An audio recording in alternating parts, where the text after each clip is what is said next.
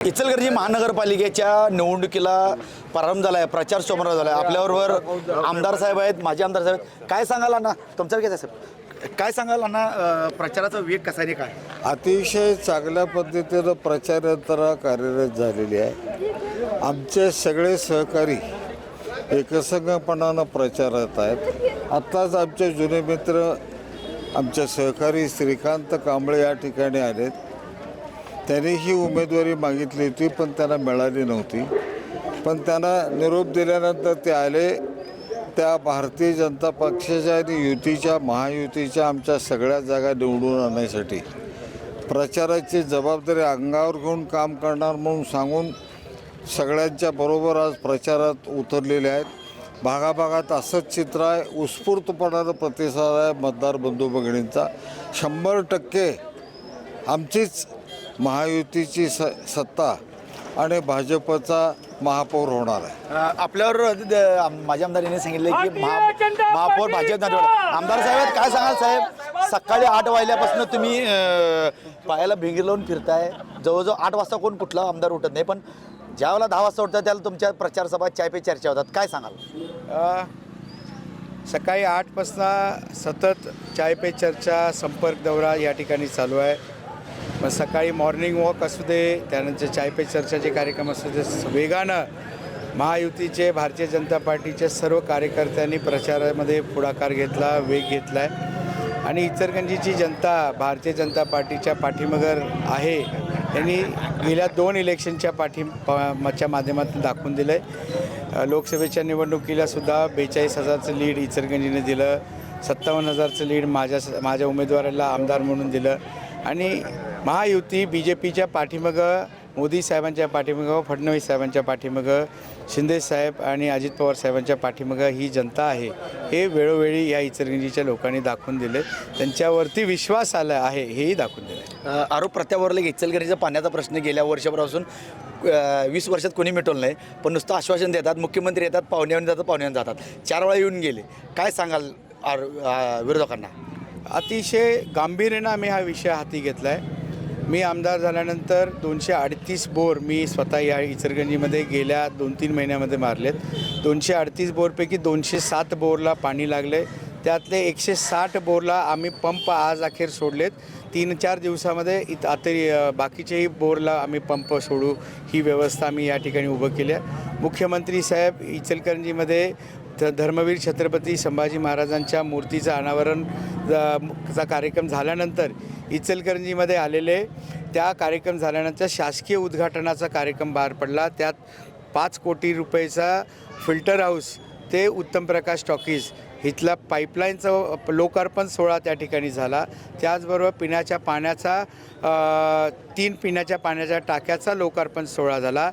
जे आम्ही कृष्णेतनं पाणी आणणार आहे 32 MLD पाणी, त्याही पायपा 2-3 दिवसा अगोदर त्या ठिकाणी आलेत. आणि शिरडोनजवळ तेही काम वेगानं त्या ठिकाणी चालू झालं आहे.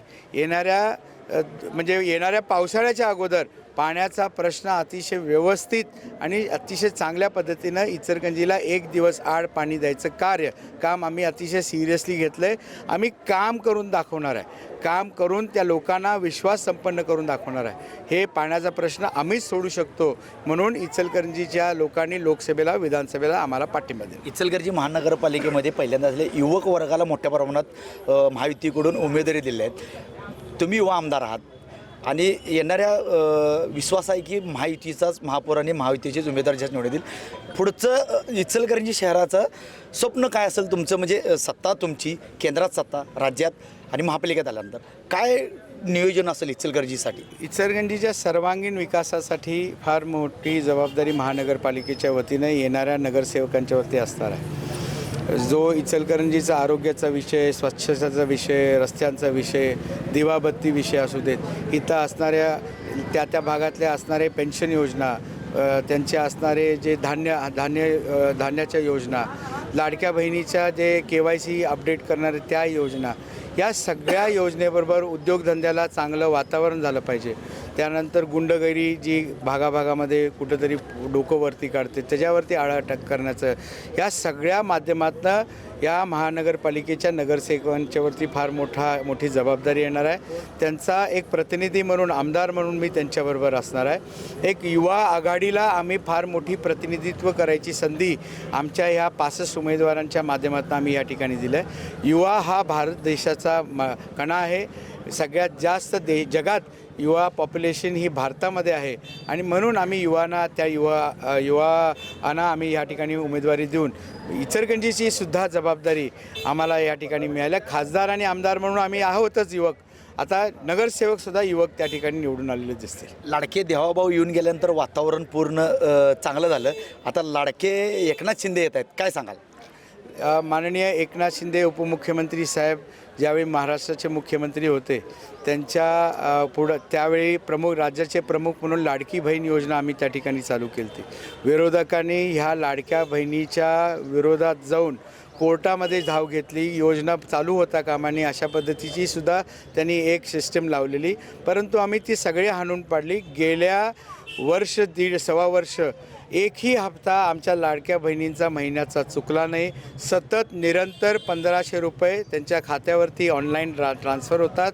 विरोधकांनी आमच्या ह्या योजनेच्या विरोधात भ्रष्टाचार होईल आणि काय होईल अशा पद्धतीचा आरोप केला, परंतु आमच्या लाडक्या बहिणीला कुठल्याही शासकीय कार्यालयात पैसे मिळवून घेण्यासाठी जावं लागत नाही, कुठल्याही पुढाऱ्यांच्या दरवाजात जायला लागत नाही, कुठल्याही लोकप्रतिनिधींना जायला लागत नाही.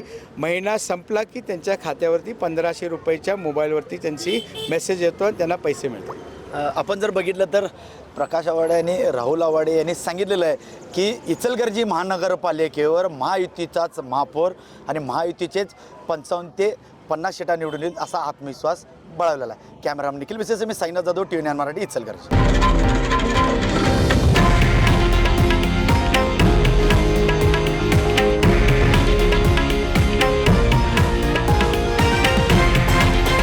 हे आहे देशातील नंबर 1 न्यूज नेटवर्क आणि आपण पाहत आहात TV9 मराठी, एकमेव.